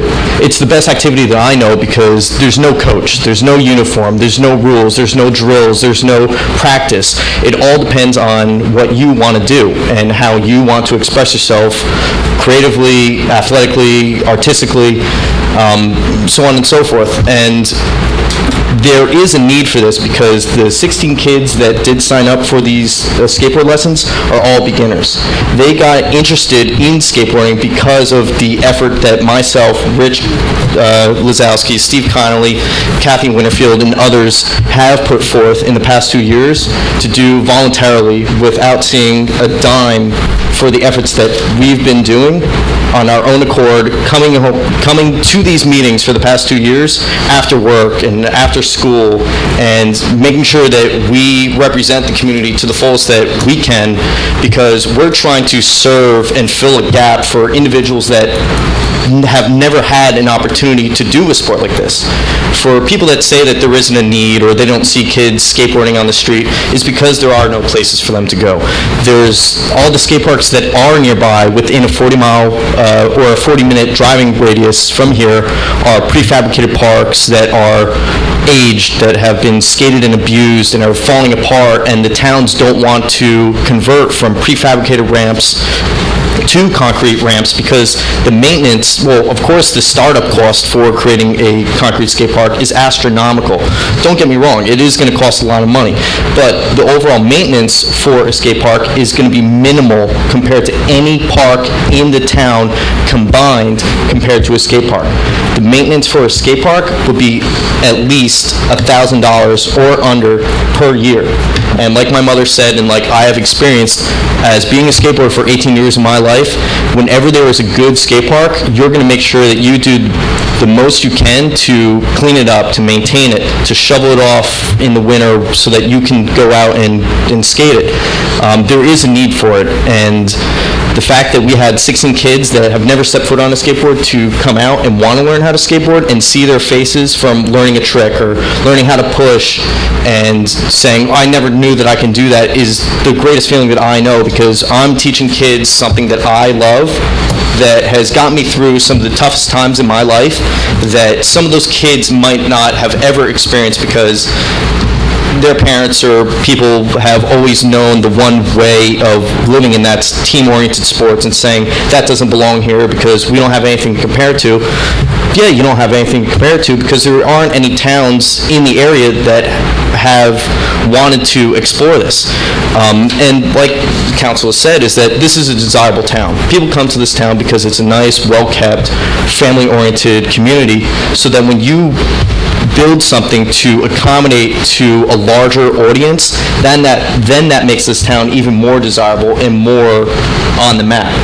Because, like I said before, there, in a 40-minute driving radius from this town, there is not a single facility like this. Every skate park is unique and different from one another, so then when you build something, it's going to be a drawing point for people to come, and they're going to spend their money in this town, whether it's at Quick Check, Deliworks, Rita's, Marco's. The parents are going shopping for the kids. There is a need for it, and this will stimulate and help our town and prove that we are a great community. And I think that's all I have to say because I'm just kind of going back and forth between thoughts. But again, I just want to thank council and everyone that has been supporting us for this. Like I said, we do have a fundraising meeting on the 31st, but once we do the fundraising meeting, then we will figure out dates for open public comment meetings, so then individuals from the town can come express their opinions and so on and so forth. And we will regulate it on Facebook and Instagram, Twitter, through the town website. And I think that's all I have to say, but if anyone has any questions, please feel free to message me on Facebook or talk to me after the meeting. Thank you very much. All right, Jordan, thank you. All right, anyone else? Okay, moving right along. Okay. All right, next on the agenda is our public hearings. We have public hearing on ordinance number 2017-12. Carol, if I can ask you to read that? Ordinance number 27-12 is an ordinance amending Chapter 189 of the revised general ordinances of the Township of Pequannock concerning special flood areas. Okay, do we have any comments from council on this?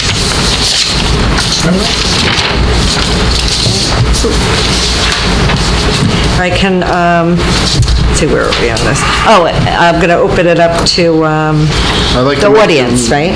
Are we going to open the public? Yeah. I'd like to make a motion to open the public hearing for ordinance number 2017-12. I'll second it. Okay. If anyone in the audience has questions or comments? What? Oh, I'm sorry. Aye. All in favor? All in favor? Aye. Oh, gosh, okay. Opposed? No one? Okay. Sorry about that. All right, so if anyone in the audience has questions or comments on this ordinance, please come to the microphone and identify yourself for the record. Anyone have any comments on this ordinance? No? Is there a motion to close the public hearing? I'll make a motion to close ordinance number 2017-12. Can I have a second? I'll second it. All right, all in favor? Aye. Do we have to do a roll call? Roll call, yes, we do need a roll call. For adoption, you need a roll call. I'll make a motion to adopt. All right, so we need an adoption. Brian, I'll second? make the motion to adopt ordinance number 2017-12. I'll second. And roll call, please. Mr. Hurd? Yes. Mr. Cole? Yes. Mr. Phelan? Yes. Ms. Winterfield? Yes. Mayor Florence Lynch? Yes. All right, next on the agenda is public hearing on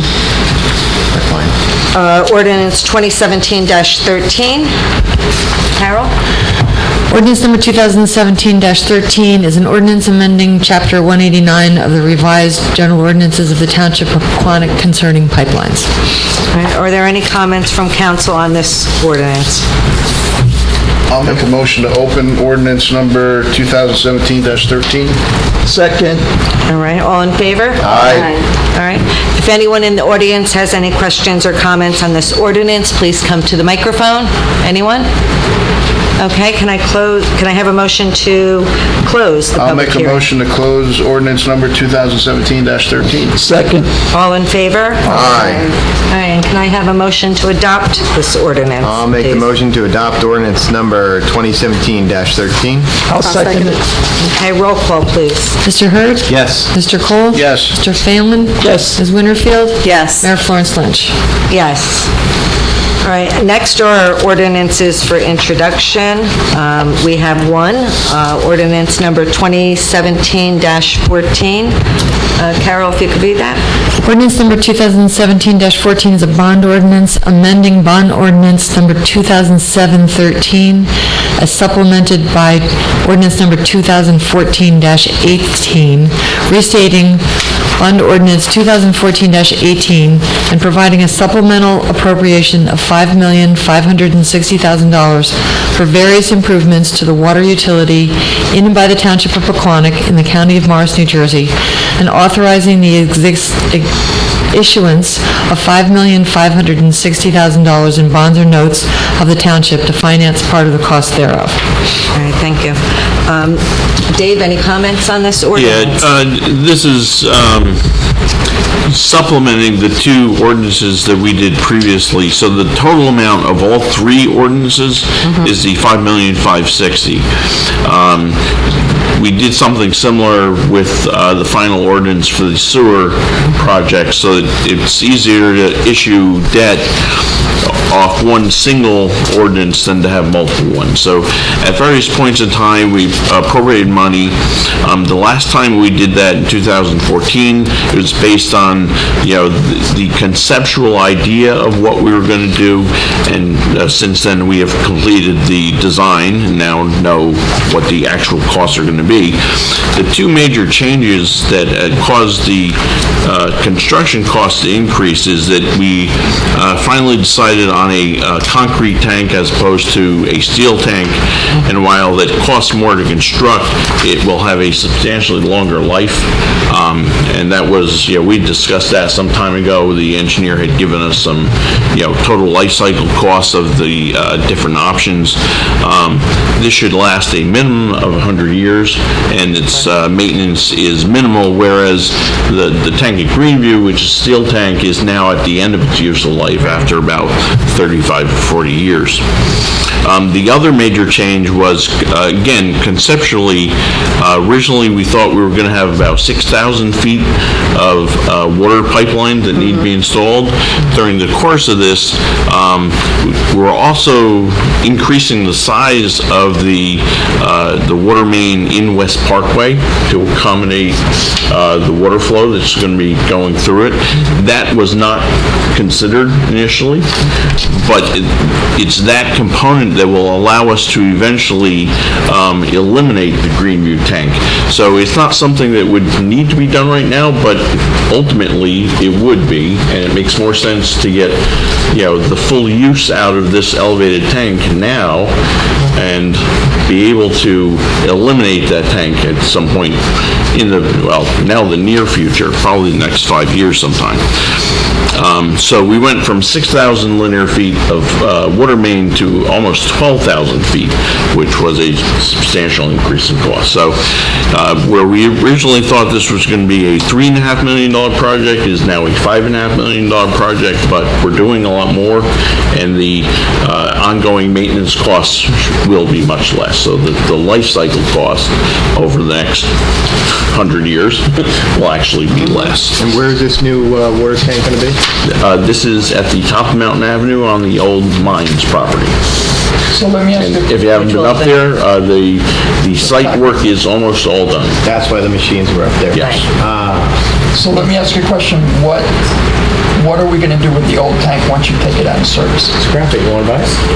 Oh, it's worth money. It's worth The metal we will scrap. Yeah, okay. And then that piece of property was part of the park. Part of the park. Yeah, we don't have a designated use for it, but it'll be available to parking or some... We'll be able to use it for something. Tennis court, I don't know, whatever. The tank will be worth quite a bit of money. So The salvage value we'll get some money off it, yes. Anything else? Any comments, questions from council? We've talked about this a lot. I mean, obviously, we needed to do this because of the aging of the... I'm glad we're moving forward, finally. Yep, okay. Progress. All right, is there a motion to introduce this ordinance on first reading? I'll make that motion to introduce ordinance number 2017-14. I'll second. All right, roll call, please. Mr. Hurd? Yes. Mr. Cole? Yes. Mr. Phelan? Yes. Ms. Winterfield? Yes. Mayor Florence Lynch? Yes. All right, next on the agenda is resolutions. We have quite a few of them, so resolutions for approval. If I can ask you to read those, Carol, please. Resolution R 2017-154, authorizing tax office refunds, overpayments, or cancellations. 2017-155, authorizing release of designated escrow deposits. R 2017-156, requesting the Director of the New Jersey Division of Local Government Services approve an amendment to the Township's 2017 municipal budget for funds received from the Morris County Historic Preservation Trust Fund for Martinberry House construction documents. R 2017-157, approving the person-to-person and place-to-place transfer of the alcoholic beverage control plenary retail consumption license of Munair N. Badan to the Legacy Castle LLC. R 2017-158, authorizing the execution of an agreement with the National Joint Powers Alliance Cooperative Purchasing Program. 2017-159, authorizing purchases from designated vendors awarded contracts by the National Joint Powers Alliance Cooperative Purchasing Program. 2017-160, authorizing purchases from designated vendors awarded contracts by the Middlesex Regional Educational Services Commission. And R 2017-161, approving payment of the itemized claims as set forth on the August 18th, 2017 bill list. All right, thank you. Are there any comments from any council members on these resolutions? Yeah, just a quick question. What is a 4,700 horse install? Yeah. It's a dump truck. And there's two pieces to it. We're buying the chassis and the dump. And they're on two different contracts, which is why they're listed separately. So, yeah, I had the same question. So the 53,000 is for the cab, and the 117,000 is for... I think it's the other way around. No, I think it's the other way around, but... The 100 and some would be for the cab, and the 53 would be for the dump. No. Yeah, right. Yeah, because when we buy trucks, they're 100, 200,000. It's a 10.5 foot, whatever, steel dump body. Is the 52,000. Okay. Was it brand new, customized? Well, it's a new dump truck replacing an But not existing dump truck. customized? It's not like... No, it's just a dump truck. It's a dump truck. Yeah, all this stuff was... I don't know. How do I know about dump trucks? And it's a standard dump truck. We've purchased a couple hook lift trucks that have the body that you can put multiple, types of machinery on. Those trucks are too large to pull our leaf machines through cul-de-sacs. So we have to maintain a couple of the, standard single axle dump trucks. So that this is replacing, and this was part of our capital budget, replacing an older truck. And on everyone's spreadsheet, that one number was striked out, right? Correct, because there's only certain components from the national purchasing contract that we're buying there. We're not buying the one item, the electric mesh. All right, any other questions or comments? No. All right, can I have a motion to adopt? I'll make a motion to adopt Resolution 2017-154 through 2017-161. I'll second it. Okay, roll call, please. Mr. Hurd? Yes. Mr. Cole? Yes. Mr. Phelan? Yes. Ms. Winterfield? Yes. Mayor Florence Lynch? Yes. All right, next on the agenda would be items for discussion. I don't think we have any items on the agenda tonight, correct? No. So next is reports and notices, and we have two. Are there any comments or questions from council on the reports and notices? One was from the Wayne public hearing, and the other one was Pumpkin Lakes. No. No? Everybody's good? All right, with that being said, we can go right into the manager's report, please. Just here. Township has begun providing split firewood to residents. Residents can call DPW to schedule a pickup of approximately 60 pieces of split firewood, about half a cord. Really? This service is provided as an alternative to having to pay to dispose of trees that we cut down. That's awesome. That's awesome. Yeah. Yeah, it was actually the guys at DPW came up with that, and it seemed like a good idea. We're adding a shred day on Saturday, November 4th from 9 to 1 here at Town Hall, and a list of upcoming activities for your reference.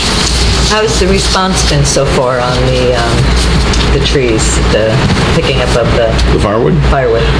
It's kind of, it's early. It's early. Because I mean, we've been out there, yeah. but I think they started, about 2 weeks ago or a couple weeks ago?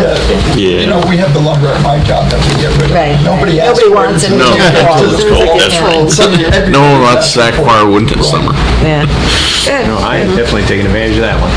Well, thank you, and I'm excited that they added another shred day. I know the residents love the shred day, and we got the household hazardous waste day, so that's good. Yeah, they're actually back-to-back weekends. Yeah, okay, good. All right, Rich, let's start with you. You got anything tonight? The email that I sent out that I forgot to put the date on is this Saturday, and it's at 2 o'clock. But that time could change. If it changes, I'll let you know. Originally it was 12, then it was 2, but I'll let you know. Rich knows about it, right, Rich? Yeah, Rich is talking about the fire. Top secret. And that's basically all I have. Summertime squad. Okay. Ryan? Yeah. Just want to say in retrospect, Monday, August 21st was National Senior Day. That was awesome. Open space, I was going to talk about the Pequannock Ave acquisition. The one thing that keeps on dogging me is 27,000. I know it's unbuildable and everything, but that's just an odd number. So let them fish it out. Yeah. That's the only thing research on that first. I would expect it to be $100,000, and then how everything else in life goes. So that was just odd. Other than that, senior advisory meeting, I believe it's the 7th of September. The Municipal Alliance is the 13th, 4:30 at the high school. So that's my upcoming events, and that's it. All right, thank you. Kathy? Just two things. I was approached by a few residents about the shred days, and they had thought maybe if we could, I'm just throwing this out there, tie it in with a food drive for the food pantry. As people come, they deposit something. I don't know if that's something, have a box, a bin, have the scouts there, or It whatever. would be hard to just add like a box and then put it on Facebook. You'd have to let people know as you advertise it, otherwise it's a cost. Right, and then who is the food going to across the street? Then they have to be involved. Yeah, but it was just brought up to me that, because many times it's advertised that we need things, all, there's different times. They have to make sure they bring the right items too. And that would be a stressed time, because that's getting near the holidays, so, maybe we could work with whoever coordinates. I like that. Yeah. Boy Scouts do have a food drive that comes up in the early fall, so that'll be coming up in the next couple of weeks. Yeah, so I don't know if they'd want to help, or if it would be more of a danger situation. Maybe if we can get another organization to do that, so it's not something we have to manage. Yeah, right, exactly. Yeah. Kind of figure out who's going where and so forth. In the past, we've had, the Detective Bureau's been there doing, collect the prescriptions. Yeah, prescriptions. Right. So we don't mind tying things together, but we don't want to take on too much so that we have to staff up on Saturday. All right. Well, that was just a suggestion. I wanted to bring it up. And talked a lot about the skate park, but I was just wondering where we were with Pillar and Brad, and have they contacted you? Do they need anything from us? Or? He's still looking for some digital stuff, which I have not been able to acquire. So, what kind of digital stuff? I had some maps, the previous design work that had been done on drainage. He was asking for that in digital so he could incorporate it into his design. We never received that digitally. That was from the outfit in Oakland, right? Yes. Yeah, okay. Not the successful bidder on this project. I know. I'm trying to get it, but I don't think I'll be able to. Okay. All right, and one other thing, Ryan and I have been talking about the committees and bringing the committees together, so we talk about the chairs and all that, and the more we talk about it, the more it needs to be a lot more organized before we bring people into a room. So I would suggest that, if council's on board with it, Ryan and I will continue to work on it and maybe put a date later on, either at the end of the year or early in January, where we can have a much more organized, cohesive meeting with the chairs as to what we really want to do. You just want to bring the chairs in. Well, we're thinking that. That's why we keep talking about this. Initially, sit down with the chairs, see who you want to collaborate with. Because we want our committees to be cohesive, and economic development working on the same thing that flooding is, and historic. We'll do it until sometime after January, after the committees appoint their... Probably, and they set their new missions, and they set their new goals, and all of those things. So I just wanted to bring council up to date, that there has been talk, and that's why we haven't brought anything forward, because the more we talk about it, the more we haven't solidified it. So I don't know if you want to... Lock them all in a room. Yeah. See what happens. They did receive, Carol, they did receive the update, yeah. So... And I think moving forward at each of our next meetings, we just have to make sure that they're... Talk with them. Talk with them, follow through with that, make sure that the process is working. Yeah. And then we'll have to decide whether a fall meeting or, like you said, at the something like beginning of that. the year is Yeah. better. I don't know. Ryan and I will attempt to put together some kind of, agenda and bring it forth and just see if everybody's okay with it, and then we'll move forward. Oh, and Melissa, that reminds me, I'm sorry, I do have one other thing. Okay. Before you go to Dave Cole. All right, go ahead. Are you done? I'm done. Okay, I'm sorry, I apologize. We're liking these outfits, and we want to continue this going forward. Oh, no. Let's do it based on the temperature. Can I make a motion? It's only for the summer. I'll make a motion. It was only for the summer. Yeah, no, then we get to vote on this then. No, after the summer, we have to. No, we don't have to. Well, I vote we do. Okay, you got your vote. Okay, what are you saying, Ryan, what's Melissa? your vote? I'm the newbie. That's a yes or a no? I say we go back to more formal. Me too. Is that a yes or a no? It is nice. I gotta say, it's nice. Then it's a yes. We've done this for a couple of summers. A couple of summers? We only did it this summer. Did we do Well, I'm going to ask Bob. Bob, how many towns do you He's not saying represent? anything. 7 or 8. Okay, how many of them are formal? Most of them are formal, but several are doing this summer thing. Yep. Thank you. I would want to go back to formal in September. I do too. I'm okay with staying the way it is. I'm okay with staying the way it is too, I hate to tell you. What about a modified You can format talk about where it it's next still year. khakis Melissa and I will button come dressed, and down, you can do what you something? want. Like How about shorts? You can wear what you want, but Melissa and I are dressing I gotta be business honest casual. with you, there is no dress code for up here. No? Well, that's okay. For this year, no. And somebody else is You are saying, correct. you can change There's no it. You can dress put code. that as an item for discussion next time, When's next time? next meeting. Not this year. Okay. Dave, Next meeting, I'm wearing the same thing. That's okay. You'll be under. Dave, what do you have? All right, let's move along. Dave? I was away last week, but First Aid Squad met, and Tom provided me with some information. 74 calls for the month of July. They assisted with the Jersey City fireworks. They provided an ambulance and the ASAP down in Jersey City, along with the Morris County Office of Emergency Management. The squad has been at 3 Pequannock Piranha home swim meets. They were just at the triathlon, and Tom is also inquiring about the status of the power stretcher. How did the triathlon go? I was away. Ordered? Oh, yeah. It's ordered already. Okay. Fair housing meets tomorrow, and I already talked to Chris about the update on the clock. That's all I The have. update on the what? Is Fair Housing going to meet? As far as I know, we're meeting tomorrow, 7 o'clock. Update on the clock. Oh, okay. And speaking of fair housing, Chris is assuming the role right now? Temporarily. Temporarily? Temporarily. Okay. He's smiling. Until we get more news. Okay. All right, thank you. The only thing I have is Economic Development Committee. They're supposed to meet. Louise, you're in the audience. Maybe you can tell me. We're supposed to meet this week on Wednesday night. I have not seen an email come out, so I'll reach out to the chair, but the next Economic Development Committee meeting is this week, August 23rd at 7:30 here in this room. And if you have not signed up for the hoedown yet, I think they're doing very good on the registrations. I just happened to talk to Parks and Rec today. There was a couple of stragglers still putting in their applications, but I think we're looking good with the registration, right? As we always have. All right, that's it for me. Next on the agenda is public comment. If anyone wishes to address the council, please wait to be recognized and come to the microphone and provide your name and address for the record. Anyone like to address the council? Yes, please, Mike. First, Steve. Steve Mangieri, 17 Foothills Drive.